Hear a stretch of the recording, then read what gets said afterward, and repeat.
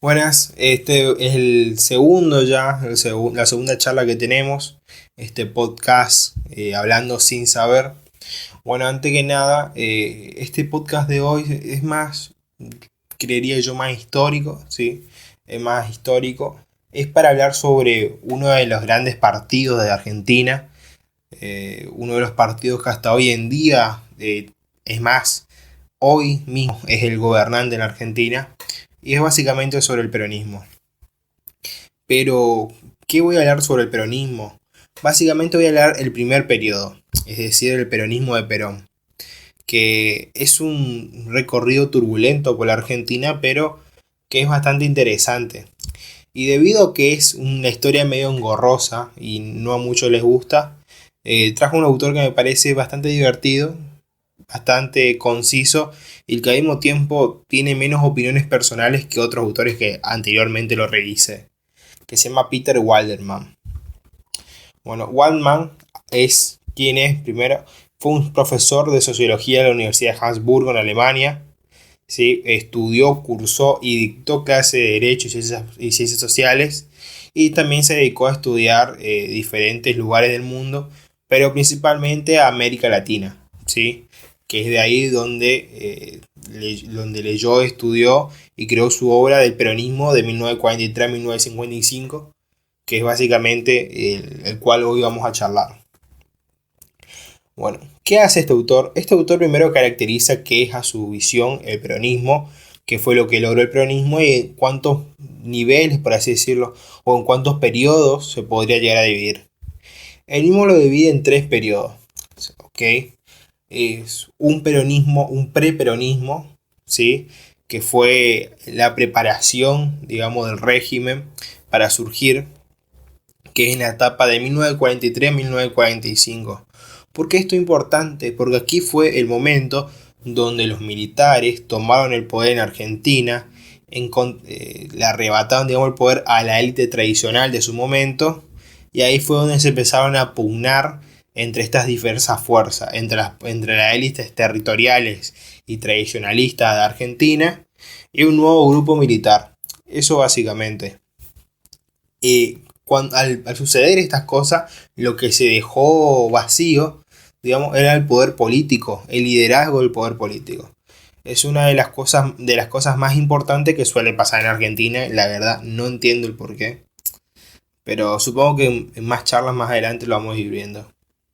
Bueno, otra cosa que hay que entender es quién era Perón. La verdad que Perón no era una persona muy importante. Era perteneciente al GO, que básicamente era el Grupo Oficiales Unidos.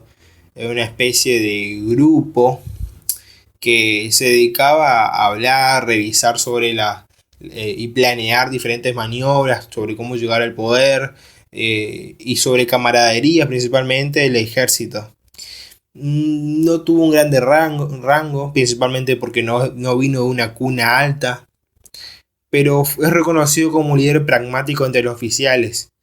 Eh, y el triunfo político que empezó a tener más adelante, cuando se toma el poder, tiene que ver con que él sí tenía un programa político y tenía un objeto político claro, desde que era joven, o sea, que estaba en Go, hasta que toma el poder.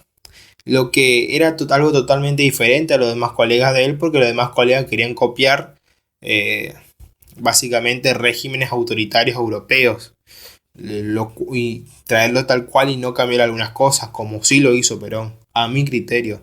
Y me banco contra cualquiera si dice lo contrario. Eh, Debido a ello, básicamente más adelante, se crean diferentes instancias, digamos, para poder tener el apoyo de la clase trabajadora, ¿sí?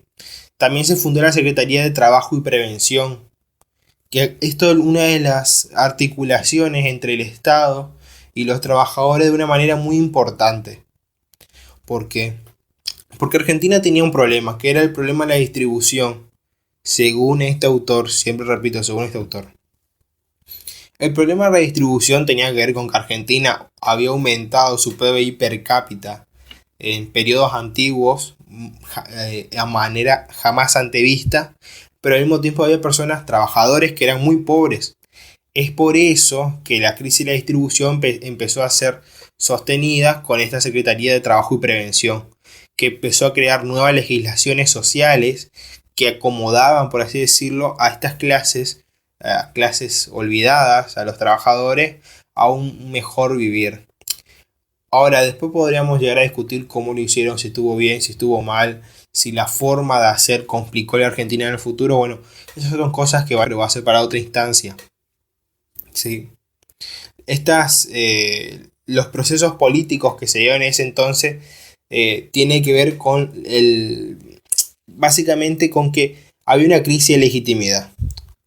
Si las élites tradicionales eran cuestionadas por las mismas, por la crisis de legitimidad y por la falta de distribución, con la llegada de los militares al poder, se resolvió un poco la falta de distribución con la creación de diferentes sistemas legislativos que le permitió una mejor vida a las personas, pero la legitimidad no la acompañaba. Así se pedía, los distintos sectores exigían el retiro del gobierno. En esta instancia podemos llegar a entender esto como un hartazgo de gobiernos militares que se condice con las situaciones que pasaban en Europa, con la caída de diferentes regímenes autoritarios del 45 al 46. La segunda fase, que es una fase bastante importante, es la consolidación. De 1946 a 1949 es el proceso por el cual se perfecciona un sistema de dominación política y se afianza una estabilidad en el gobierno, que es muy importante. Esto permitió solucionar la crisis de legitimidad y la crisis de la distribución y la crisis de la dependencia, que en realidad la dependencia es a corto plazo porque a largo plazo no se pudo romper. Pero el gobierno, ya con Perón digamos en el poder, rompió los vínculos con los antiguos sistemas de privilegios que había. Promovió organizaciones sindicales que no contaban con un órgano que defendiese sus intereses y su exigencia ante el Estado. Esa es una de las cosas más importantes. Ojo, igual cabe destacar que esas sindicatos o esos sectores que promovió más bien tiene que ver con sindicatos o con lo que fuese que apoyasen de manera abierta al peronismo. O sea, no es que iban y apoyaban a un sindicato socialista o cualquier cosa, sino aquellos que se entregaban, digamos, a la doctrina peronista. Esto fue lo más importante que cabe destacar. Se limitó lo que vendría a ser la justicia autónoma, la influencia de los demás partidos opositores, se apoderó de todo tipo de medios de comunicación, tanto radioemisora como periódico, tomó estricto control a través de las universidades, ¿sí? Esto todo con el fin de superar la crisis de legitimidad. Al mismo tiempo se encargó una reforma constitucional de 1949, que podríamos decir que con esto terminó la fase estatizante del gobierno. Realmente logró casi todas las cosas que se propuso. De solucionar el problema de distribución, como a través de quitándole un poco de dinero a otros, creando legislaciones laborales más progresistas, dándole más dinero y asistencia social a quien lo necesitase, creando espacios de debate y discusiones sindicales, pero todo eso lo hizo, o sea, hay que mirar las dos caras. La cosa buena es eso, lo malo es que al realizar, por ejemplo, las grandes legislaciones laborales, en realidad lo hacía bajo el sentido de que después esos sindicatos van a ser cooptados por parte del Estado y que los mismos tengan que ser referentes del peronismo. O sea, no iba a ser un poder subalterno el que esté en un sindicato, sino un poder peronista. Esto es lo más interesante. Y cambiar la constitución. Bueno, y básicamente cuando cambias la constitución pones en clara evidencia sobre bajo qué principio se va a bajar tu Estado. Si va a tener un principio, digamos, peronista, significa que estás poniendo principios partidarios en una constitución de rango nacional. Por lo cual, bastante interesante me parece la idea, pero es una locura. Bueno, esto es por esta parte. Después lo que vendría a ser la dependencia económica. Si bien la marcha por ahí dice combatiendo al capital, en realidad en esta instancia, en el 46, digamos, sí, se cancelaron deudas externas que había adquirido el Estado se pudo estatizar ciertos servicios públicos que pasaban al control estatal, como bancos, ciertos sectores de la exportación, y se apoyó, digamos, a muchas empresas para que empiecen a nacionalizarse. Favoreció a sectores empresariados e industriales, para que se puedan dedicar de mejor manera al mercado interno. Esto se dio principalmente con la creación de diferentes instancias de bancos que prestaban préstamos a tasas bastante bajas. Digamos, por ejemplo, teníamos bancos hipotecarios para dar grandes préstamos para la creación de viviendas, y demás bancos que se encargaban de cada sector, de un sector, yo que sé, de una pyme grande, una pyme pequeña y demás. Eso hay que tener en cuenta porque es bastante interesante, porque para sacar dinero de ahí se creó la IAPI. La IAPI era un instituto que básicamente lo que hacía es que todas las exportaciones del exterior pasen primero por el Estado. Entonces el Estado hacía las negociaciones, se quedaba con un porcentaje y ese porcentaje agarraba y lo distribuía en los diferentes organismos. ¿Okay? Eso básicamente. Igualmente, el árbitro, digamos, de esto, de la instancia peronista, del gobierno peronista, fue el Estado. Acá hay otra figura que hay que hablar cuando hablamos del peronismo, y tiene que ver con la figura de Eva Perón, ¿sí? ¿Por qué? Porque si bien Perón fue el árbitro, por así decirlo, de la nación, Eva Perón fue la persona que simbólicamente representaba la clase social que ellos querían defender, al trabajador. Eva Perón atacó a los líderes tradicionales, a la autonomía sindical, había atacado a factores de poder anteriormente establecidos. Ganó un gran apoyo y rápido de la masa asalariada, de la masa obrera, ¿sí? Y debido a las diferentes políticas y a las buenas condiciones internacionales que tuvo el proyecto peronista, empezó a haber grandes, por así decirlo, impulsos en la economía de ese entonces. Un progreso económico, social y político. Por lo cual, este grupo, el peronismo, fue aceptado por inmensa cantidad de la población.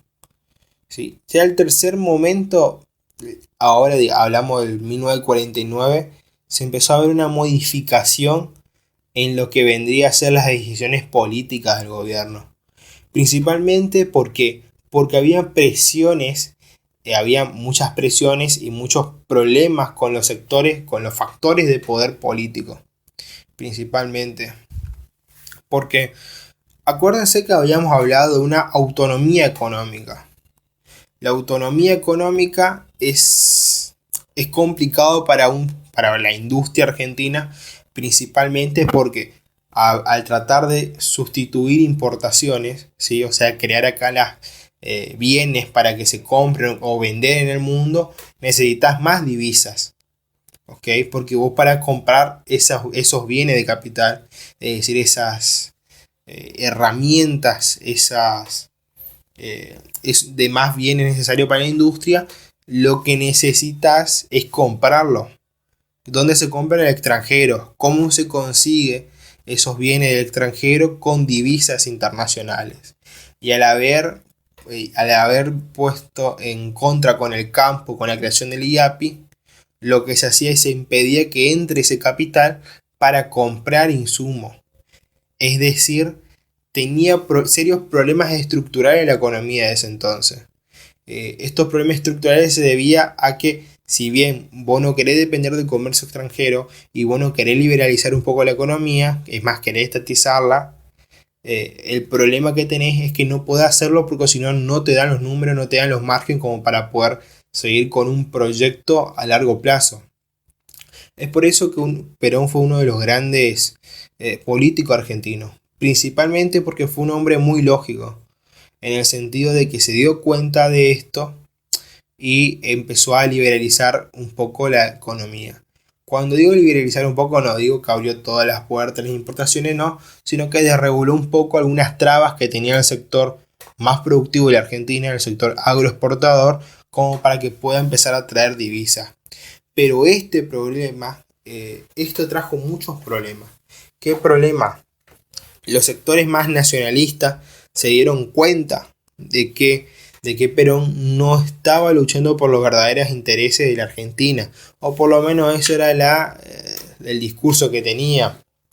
Al mismo tiempo, era un gobierno que, si bien tenía corte popular, en esta instancia ya empezó a reprimía con dureza las huelgas y se ponía del lado de los empleadores. Perón era un hombre que utilizó la demagogia y la represión, y a través de ello montó un culto a su personalidad, difundiendo su imagen y su doctrina, a través de los medios de propaganda públicos, a través de medios de propaganda privados, obligándolos obviamente, y sancionaba todo tipo de manifestación de sus adversarios políticos.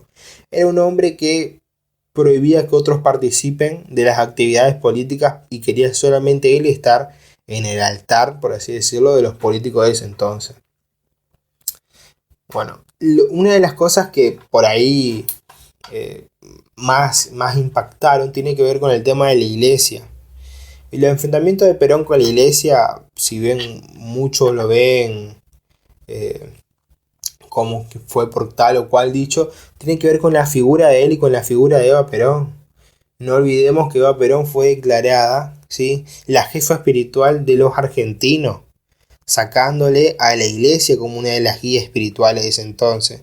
Al mismo tiempo, impulsar lo que vendría a ser el laicismo, llegaba a ponerse en contra de las prioridades de la iglesia, que tenía escuelas religiosas.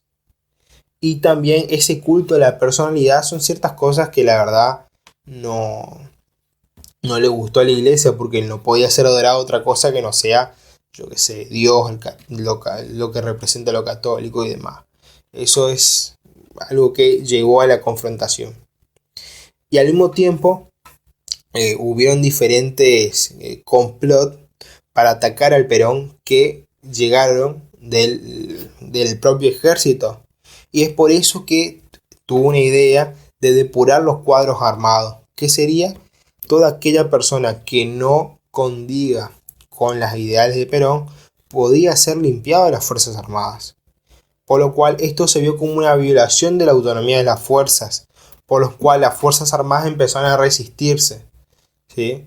Al mismo tiempo tenemos entonces a los militares limpiados, a sectores del clero y administración. La administración pública tiene que ver, también se puso en contra, principalmente porque muchas personas de la administración pública que estaban cumpliendo sus funciones fueron despedidas y se crearon nuevos organismos y se llenaron los organismos con un montón de personas afines de Perón en ese entonces. Son cosas totalmente comprobables que se ve incluso hasta el día de hoy. Básicamente el batallón militante es esto: llenar un grupo lleno de ñoque y que después te respalde. Y también con los intelectuales nacionalistas, principalmente porque con el tema de los intelectuales, porque echaba a la borda ciertos principios que Perón traicionó. Uno de estos podríamos decir el tema de las relaciones con Estados Unidos. Empezó a tener buenas relaciones Perón con Estados Unidos del 49. Esto los nacionalistas y los intelectuales no pudieron soportar. Es decir, básicamente estos grupos apoyaron a un Perón autoritario y reformista, pero no podían con un Perón totalitario. Uno autoritario sí, pero uno totalitario no. ¿Y qué quiero decir con totalitario? Un hombre que se mete en la prensa escrita, que se mete en la radio, que se mete para crear, si bien no un culto, una congregación de jóvenes que lo único que se dediquen es a leer sus libros, es a difundir su doctrina. ¿Entienden? O sea, obviamente estamos con un hombre que abarcaba todo tipo de espacio social del país.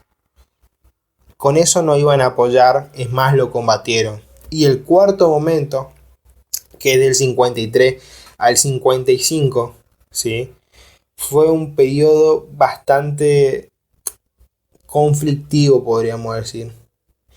El desarrollo del país luego de la guerra fue mucho más lento de lo que el gobierno esperaba, y la crisis fue solventada de manera transitoria. A partir de 1953 los objetivos dejaron de ser tan ambiciosos como antes.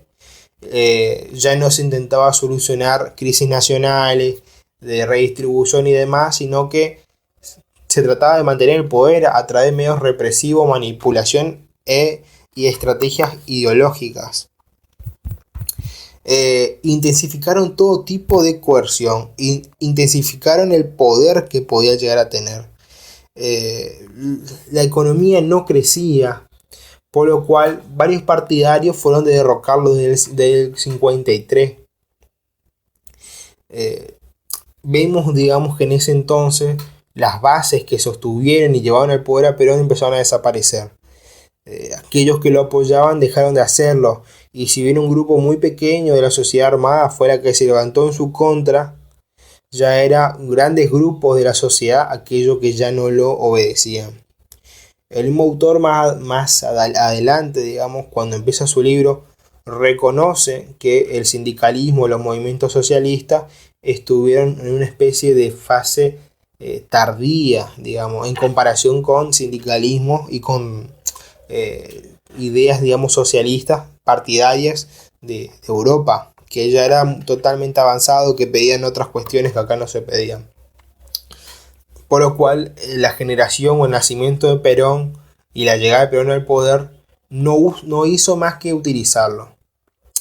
Básicamente domesticó a los sindicalistas, domesticó el movimiento obrero y lo transformó solamente en un movimiento reformista, que no buscaba el fin del capitalismo, sino solamente una versión por sobre el cual pueda llegar a mantenerse y tener mejores condiciones de trabajo. Al mismo tiempo hay que recordar el contexto en el cual llegó Perón al poder. Llegó en un contexto internacional sobre el cual teníamos el plan Marshall, donde se dividió el mundo en dos bloques, un bloque oriental, otro bloque occidental. Al mismo tiempo había países aliados, había países enemigos. El mundo era un juego de ajedrez y había que saber por dónde moverse. Es por eso que Perón fue un muy buen ajedrecista. Supo dónde ponerse, dónde ubicarse para poder venderle tanto a los aliados, ¿sí?, como a los enemigos. Supo acompañar sus políticas nacionales con políticas internacionales. Por ejemplo, las políticas de migraciones, ¿sí? Supo cómo hacer las cosas. Hay que entenderlo al peronismo de Perón de ese lugar, no desde otro. Esto igualmente es algo bastante simple lo que yo dije, o sea, todo lo que yo le acabo de comentar pueden llegar a encontrarlo en 20 páginas de un libro viejo. Pero nada, espero que les haya servido, ¿sí? Yo seguiré haciendo esto. Así que nada, chao.